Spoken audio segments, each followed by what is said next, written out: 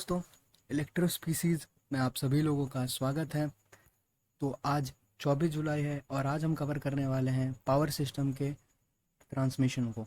तो बिना time waste किए मूव करते हैं हमारे पहले क्वेश्चन की तरफ। तो दोस्तों, जो हमारा पहला क्वेश्चन है वो पूछ रहा है कि the presence of ozone due to corona is harmful because it. तो देखिए, ये वो कोरोना नहीं है जो आजकल फैला हुआ है, ये इलेक्ट्रिकल का कोरोना इफेक्ट है। तो पहले हम लोग ये जान लेंगे कि कोरोना इफेक्ट क्या होता है, उसके बाद हम लोग क्वेश्चन को आगे सॉल्व करेंगे। तो देखिए दोस्तों, कोरोना इफेक्ट क्या होता है कि जब लोकलाइज्ड इलेक्ट्रिक फील्ड ग्रेडियंट बहुत हाई हो जाता है तो एयर का ब्रेकडाउन हो जाता है। तो इसी को हम लोग कोरोना लॉस कहते हैं। इसके बाद जो लॉसेस होते हैं कोरोना लॉसेस से स्टार्ट हो जाते हैं। तो कोरोना लॉस में क्या होता है कि बहुत हिजिंग नॉइस प्रोड्यूस होता है और साथ ही साथ एक ब्लूइश ग्लो भी प्रोड्यूस होता है। आप यहाँ फिगर में देख पा रहे होंगे, ये देखिए, ये कोरोना इफेक्ट यहाँ पे शो हो रहा है। तो कोरोना इफेक्ट से क्या नुकसान हो सकता है कि जब दो कंडक्टर्स दोनों में कोरोना इफेक्ट हो रहे हैं तो दोनों आपस में शॉर्ट सर्किट हो जाएंगे और line to line fault occur हो जाएगा। ठीक है, जैसे मान लीजिए कि ये एक कंडक्टर है और ये दूसरा एक कंडक्टर है। तो मान लीजिए कि इसमें भी कोरोना इफेक्ट हो रहा है और साथ ही इसमें भी कोरोना इफेक्ट हो रहा है, तो ये दोनों आपस में शॉर्ट सर्किट हो जाएंगे और दोनों में लाइन टू लाइन जो फॉल्ट होता है हमारा, वो क्रिएट हो जाएगा। तो कोरोना इफेक्ट हार्मफुल होता है। ठीक है, तो जो इसका सही आंसर है कि जो ओजोन प्रेजेंट होता है कोरोना में, उससे हम लोग को क्या नुकसान हो सकता है। और तो वो देखिए, जो ओजोन बनता है कोरोना इफेक्ट से, वो क्या करता है कि मटेरियल को कोरोड कर देता है, कोरोजन होता है उससे। ठीक है, जो जंग जंग लग जाता है। ठीक है, मूव करते हैं सेकंड क्वेश्चन की तरफ। तो दोस्तों, जो हमारा सेकंड क्वेश्चन है वो पूछ रहा है कि by using bundled conductor the critical voltage for the formation of corona will. Means अगर बंडल्ड कंडक्टर का हम लोग इस्तेमाल करेंगे तो जो क्रिटिकल वोल्टेज होगा उस पर क्या असर होगा। तो यहाँ पे एक टर्म आता है क्रिटिकल वोल्टेज का, तो उसको समझना बहुत इंपॉर्टेंट हो जाता है। ठीक है, तो क्रिटिकल वोल्टेज वो minimum phase two neutral voltage है जहाँ से कोरोना डिस्चार्ज स्टार्ट होता है। मैं फिर से एक बार रिपीट करता हूँ, क्रिटिकल वोल्टेज वो minimum phase two neutral voltage है जहाँ से कोरोना डिस्चार्ज स्टार्ट होता है। तो दोस्तों, जो इसका सही आंसर है कि जब हम लोग बंडल्ड कंडक्टर हम लोग यूज़ करते हैं तो जो उसका क्रिटिकल जो वोल्टेज है कोरोना फॉर्मेशन का, वो इंक्रीज हो जाता है। ठीक है, थर्ड क्वेश्चन की तरफ बढ़ते हैं। The bundled conductor in extra high voltage transmission system provide. जो बंडल्ड कंडक्टर होता है extra high voltage transmission system में, वो क्या प्रोवाइड कराता है। तो देखिए दोस्तों, ये मल्टी करेक्ट क्वेश्चन है। वो डिक्रीज इन इंडक्टेंस भी होता है और वोल्टेज ग्रेडियंट भी होता है, वो भी रिड्यूस हो जाता है। ठीक है, मूव करते हैं फोर्थ नंबर क्वेश्चन की तरफ। तो जो हमारा फोर्थ नंबर क्वेश्चन है वो पूछ रहा है कि for increasing the limit of distance of transmission line. तो देखिए, एक जो ट्रांसमिशन लाइन होती है उसकी डिस्टेंस की एक लिमिट होती है कि यहाँ से यहाँ तक ही। तो अगर उसके लिमिट को हम लोग को बढ़ाना है, उसके डिस्टेंस को बढ़ाना है, तो हम लोग क्या कर सकते हैं। तो उसके लिए हम लोग series capacitor and shunt reactors का इस्तेमाल कर सकते हैं। सीरीज कैपेसिटर्स और शंट रिएक्टर्स का इस्तेमाल करके हम लोग उसके डिस्टेंस को बढ़ा सकते हैं।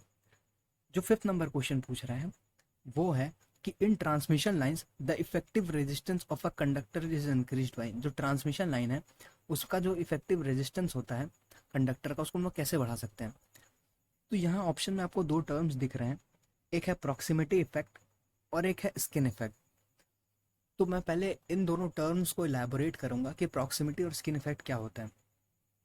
तो सबसे पहले हम लोग प्रॉक्सिमिटी इफेक्ट को जानते हैं। तो देखिए, प्रॉक्सिमिटी इफेक्ट क्या होता है कि जब दो या दो से ज़्यादा कंडक्टर एसी करंट को कैरी करते हैं तब उनका current distribution varying magnetic field से प्रभावित होता है। ऐसा इसलिए होता है क्योंकि जो वैरिंग मैग्नेटिक फील्ड है वो इंड्यूस करता है एडी करंट को। इसीलिए जब दो कंडक्टर करंट कैरी करते हैं सेम डायरेक्शन में, तो जो करंट का कंसंट्रेट हो जाता है वो फारदेस्ट एंड पे होता है, और इसी तरह जब अपोजिट डायरेक्शन में करते हैं तो नियरेस्ट एंड पे होता है। मैं आपको एक एग्जांपल के थ्रू यहाँ पे बताता हूँ। मान लीजिए ये दो कंडक्टर है, ये पहला कंडक्टर है, ये दूसरा कंडक्टर है। ये पहला कंडक्टर मान लीजिए, दूसरा कंडक्टर मान लीजिए। ठीक है। अब जब दोनों करंट को सेम डायरेक्शन में कैरी करेंगे तो जो करंट का डिस्ट्रीब्यूशन होगा प्रॉक्सिमिटी इफेक्ट के चलते वो दूर दूर में होगा, फारदेस्ट एंड पे होगा। ठीक है। लेकिन वहीं जब जो करंट, ये मान लीजिए फिर से वही दो कंडक्टर हैं, लेकिन जब करंट ऑपोजिट डायरेक्शन में फ्लो करेगा, जब करंट ऑपोजिट डायरेक्शन में फ्लो करेगा तो जो इनमें करंट का जो डिस्ट्रीब्यूशन होगा वो नियरेस्ट एंड पे होता है। ठीक है। अब देखते हैं, बात करते हैं स्किन इफेक्ट की। तो स्किन इफेक्ट क्या होता है कि ये एक टेंडेंसी होता है एसी करंट का to be concentrated on the surface. AC current की एक टेंडेंसी होती है कि वो सरफेस पे बनी रहनी चाहती है कंडक्टर में। ऐसा एसी करंट के केस में ही होता है, डीसी में नहीं होता। तो ऐसा क्यों होता है कि देखिए, जब rate of change of flux linkage inside the conductor जब बढ़ जाता है, ठीक है, तो ईएमएफ जो इंड्यूस होता है कंडक्टर के अंदर वो बहुत हाई हो जाता है और वो करंट को अपोज करना स्टार्ट कर देता है। इसको भी एक एग्जांपल के थ्रू मैं बताता हूँ। जैसे मान लीजिए कि ये एक कंडक्टर है, ये एक कंडक्टर मान लेते हैं। ठीक है। ये कंडक्टर है। अब देखिए, इसका जो इसमें जो rate of change of flux linkage है वो बहुत हाई होता है इस कंडक्टर के अंदर।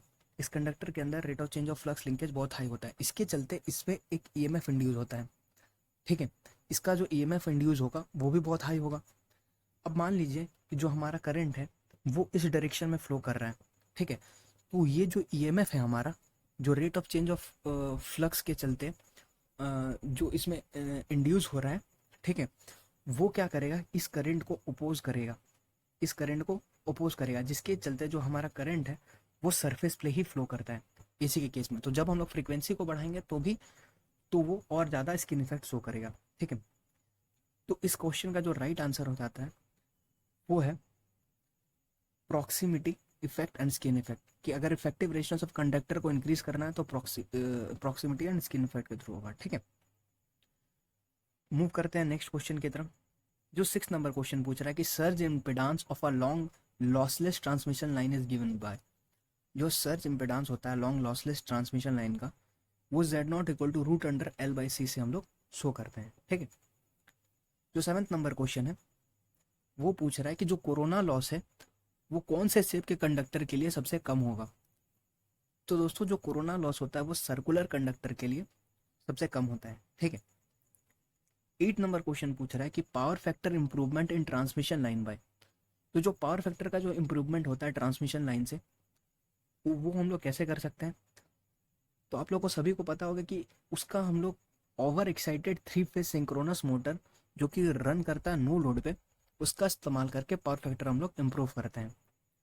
9th नंबर क्वेश्चन की तरफ बढ़ते हैं कि skin effect is affected by the following. Skin effect किस चीज़ से प्रभावित होता है।